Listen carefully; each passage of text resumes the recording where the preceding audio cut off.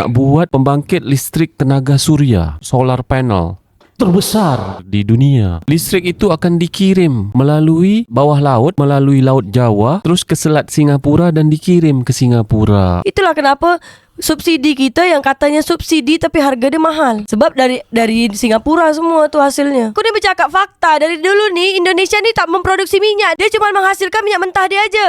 Betul tu kata engkau beda. Jadi air bersih di Johor Malaysia ni itu dibeli sama Singapura. Dah tu dikelola dengan Singapura, dah tu dijual lagi ke Johor Malaysia. Karena orang banyak bilang Indonesia ni pinjamannya banyak dari China, beda. Kalau pinjaman ke China tu kita hutang cuma 21 miliar di tahun 2023. Kalau tahun ni tak tahu berapa. Kau ni tak tahu dekat dunia nyata ni ada yang namanya internet, sosial media. Kau cari aja dekat IMF tu. Semua hutang-hutang ke China tu ada. Semua negara yang hutang ke China tu semua ada kat situ. Di Malaysia ni harga getah lagi mencanak-canak beda. Jadi lagi naik-naiknya harga getah dia. Tapi yang anehnya tak ada penoreh getah kat sana. Kenapa boleh terjadi? Air bersih dari Johor Malaysia dibeli sama Singapura, terus dijual lagi ke Malaysia. Bisnis tak tu? Bisnis beda. Universitas Singapura aja nomor 8 terbaik di dunia kan. Kalau dia ada universitas Islam, otomatis banyak yang nak kuliah dekat Singapura.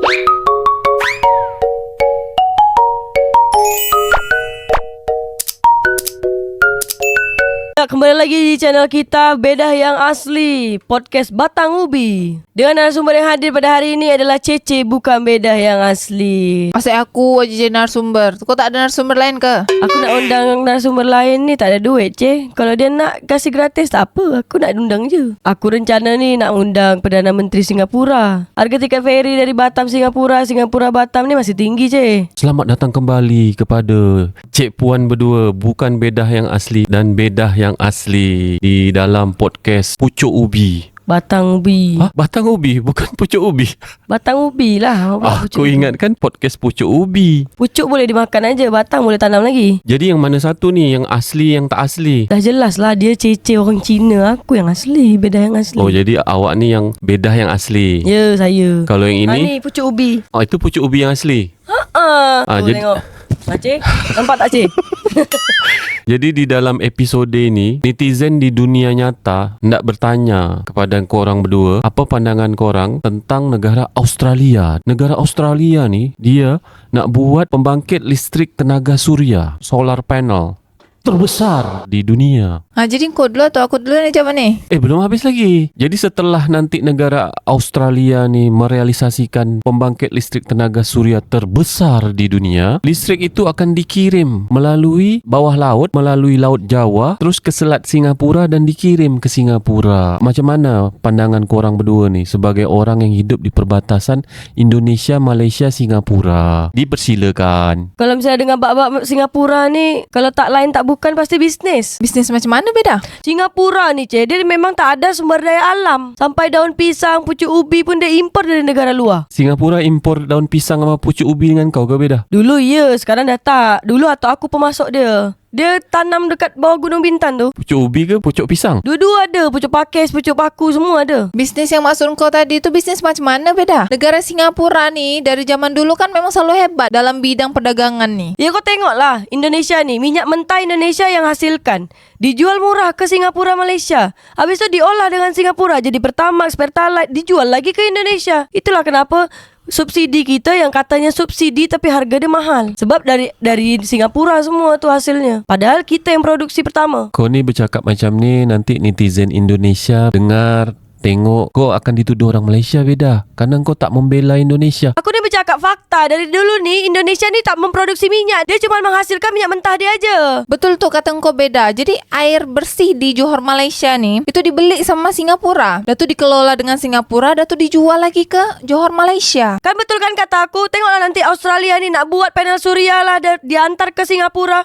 Nanti dari Singapura ni pasti jual lagi ke Indonesia. Kita ni orang pertama yang nanti merasakan. Sebab kita ni di perbatasan kan. Tapi jauh betul tak beda. Kalau misalnya diorang ni buat kabel bawah laut dari Australia ke Singapura, itu pasti lewat Jawa dulu tu beda. Memang iya harus lewat Jawa dulu, Ce. Tapi sekarang ni listrik ni harus masuk ke Singapura dulu baru boleh masuk ke Indonesia. Sama kan macam minyak mentah Indonesia yang dijual ke Singapura, Singapura olah baru masuk lagi ke Indonesia. Tapi aku pernah dengar beda. Kalau kat Batam tu ada juga panel surya. Tapi mungkin panel surya ni tak sebesar yang akan dibuat di negara Australia. Di Batam tu nak dibuat panel surya, nanti pun dikirim juga listriknya untuk Singapura. Banyak betul nih Singapura nak perlukan listrik beda. Jangan-jangan nanti seluruh dunia nih beli listrik dengan Singapura beda. Tak hanya Indonesia jangan je. Iya. Jadi minta maaf lah ya, tiba-tiba ada asap dekat sini, bukan ada tiba-tiba horor nih. Ini ada obat nyamuk kat bawah nih, obat nyamuk bakar. Jadi berita tentang panel surya yang dibangun di Batam untuk listrik Singapura tu betul ke tidak beda? Betul, dia orang tu lagi bangun. Investasi terbesar dekat Batam tu negara Singapura. Oh, bukan dari negara Cina. Karena orang banyak